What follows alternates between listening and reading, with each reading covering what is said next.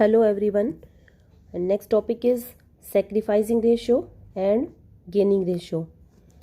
तो त्याग अनुपात और लाभ प्राप्ति अनुपात. सैक्रिफाइसिंग रेशो क्या होती है?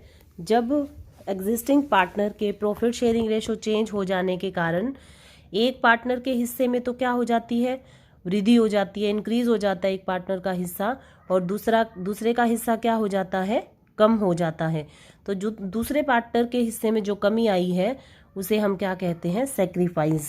फॉर एग्जाम्पल देखिए, जैसे ए एंड बी, इसका पुराना हिस्सा मान लीजिए 1 लाख था और इसका था 80,000,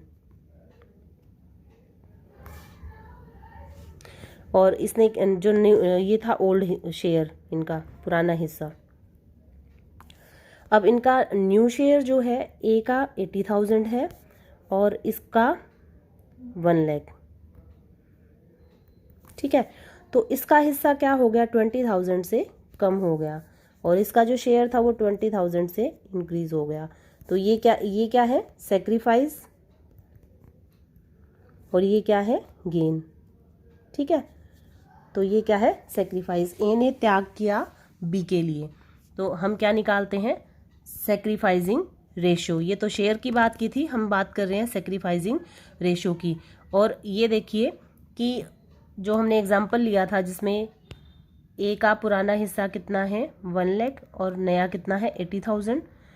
तो ओल्ड शेयर जो है वो क्या होगा, इसका ज़्यादा, और न्यू शेयर क्या होगा, कम होगा, तभी तो वो सैक्रिफाइस करेगा.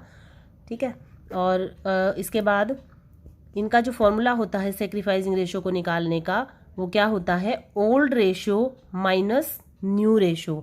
पुरानी रेशो और माइनस नई रेशो. आपको दोनों दी हुई होगी, ओल्ड रेशो भी दे रखी होगी और न्यू भी. तो ओल्ड में से हम जब न्यू को माइनस कर देंगे तो कौन सी रेशो आ जाएगी, सैक्रिफाइसिंग रेशो. ठीक है, तो फिर नेक्स्ट है गेनिंग रेशो. गेनिंग में बी को कितने का गेन हुआ था, 20,000 का. ठीक है, तो इसका नया हिस्सा ज़्यादा होगा. बी का पुराना हिस्सा कितना था, 80,000, और नया हिस्सा 20,000 रुपये और मिल गए उसको, तो न्यू शेयर उसका हो गया 1 लाख. तो उसका न्यू शेयर क्या है, ज़्यादा है, तो वो न्यू में से क्या माइनस करेगा, ओल्ड. तो क्या निकल आता है, गेनिंग. ठीक है, गेनिंग रेशो में ये यहाँ शेयर की बात हो रही है अमाउंट लेकर, लेकिन यहाँ किसकी बात करेंगे हम, रेशो की. तो new ratio minus old ratio, इसका ये फॉर्मूला है. तो जब किसी साझेदार के हिस्से में कुछ वृद्धि होती है, या वो साझेदारों के लाभ के हिस्से का कुछ हिस्सा प्राप्त कर लेता है, गेन कर लेता है, तो उसे क्या कहते हैं, गेनिंग रेशो. ठीक है, तो दोनों का फॉर्मूला आप देख लीजिए. सैक्रिफाइसिंग रेशो का फॉर्मूला क्या होता है, old ratio minus new ratio, और गेनिंग का क्या होता है, new ratio minus old ratio. ठीक है, और ये क्वेश्चन आपका 2 मार्क्स के हिसाब से इम्पोर्टेंट है, और ये एग्ज़ाम में आता है, फाइनल एग्ज़ाम में भी आया है इसके ऊपर. तो इसको आप अच्छे से तैयार करें. अब इसी टॉपिक के ऊपर आपको क्वेश्चंस दे रखे हैं कि ए और बी एक फर्म में पार्टनर हैं, और उनका प्रॉफिट शेयरिंग रेशो क्या है, 2:1, और 1 अप्रैल को वे अपने प्रॉफिट को किस रेशो में बांटने के लिए सहमत हुए हैं साझेदार, इक्वल. तो ए और बी, पुरानी रेशो क्या दी हुई है, 2:1. न्यू रेशो क्या बताइए इन्होंने, इक्वल, मतलब 1:1. ठीक है, तो अब इनकी क्या निकालना है हमें, पार्टनर का गेन और सैक्रिफाइस क्या होगा वो निकालना है. ओल्ड रेशो आपको दी हुई है, न्यू रेशो आपको दी हुई है, फॉर्मूला आप जानते हैं. अच्छा, यहाँ पर क्या निकालना है हमने, ए का जो ओल्ड रेशो है 2:1 का मतलब ए का शेयर कितना है, 2/3, और बी का कितना है, 1/3.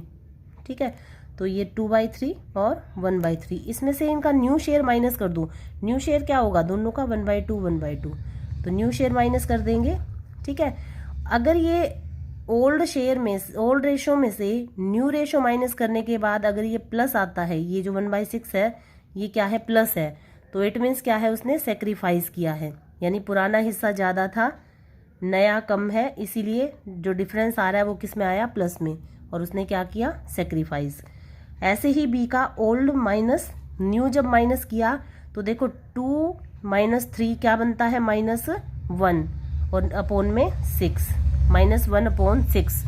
तो यानी कि पुराना हिस्सा कम है और नया क्या है, ज़्यादा है, तो क्या हो रहा है, गेन। ठीक है, तो इसे ध्यान से करना है आपने बिल्कुल।